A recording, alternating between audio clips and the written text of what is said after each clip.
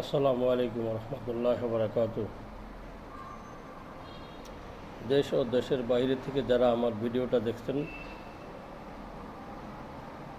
সবাইকে আন্তরিক মোবারকবাদ। আজকাল আমি লাইভে আসছি সর্বপ্রথম আসাটা দেখি অত্যাধিক গুরুত্বপূর্ণ জরুরি, এই জন্য আমি লাইভে প্রবেশ করলাম। আমি দেশ ও জাতির জন্য একটি বার্তা দিতে চাই। সেটা হলো এই, যত মাদার পূজারী আছে, ভণ্ড আছে, বিশেষ করে গিয়াসউদ্দিনের গ্রুপ যারা থাকবে,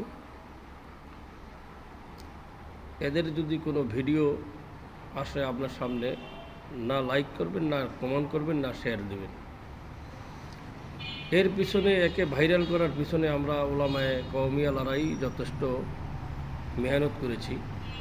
কারণ ও নাচানাচি করছে, আমার ভালো লাগে না, আমার ভাই দেখুক, এই জন্য আমরা শেয়ার করে দিতাম।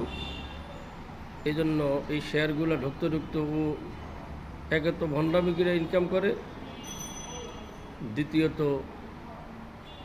লাইফের সাপোর্ট পেয়ে লাইক কমান এগুলার ভিউ হয়ে সে ইনকাম করতেছে।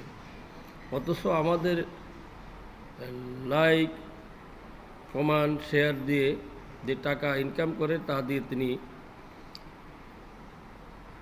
বেদাতের আস্তানা খোলে।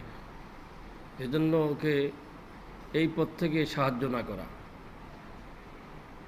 আমি আপনাদেরকে বলছি, ওর সাথে বেশি বাড়াবাড়ি করার দরকার নাই। কারণ ভণ্ডদের সাথে আল্লাহ রসুল সাল্লাল্লাহু আলাইহি ওয়াসাল্লাম বলছেন, যারা বেদাতি, যারা ভণ্ড প্রতারক, ইসলাম নিয়ে ধোঁকাবাজি করে, এদের সাথে মাতামাতি করিও না, এদের সাথে উঠা বসা করিও না, খাওয়া দাওয়া তো দূরের কথা, এদের দিকে তাকায়ও না।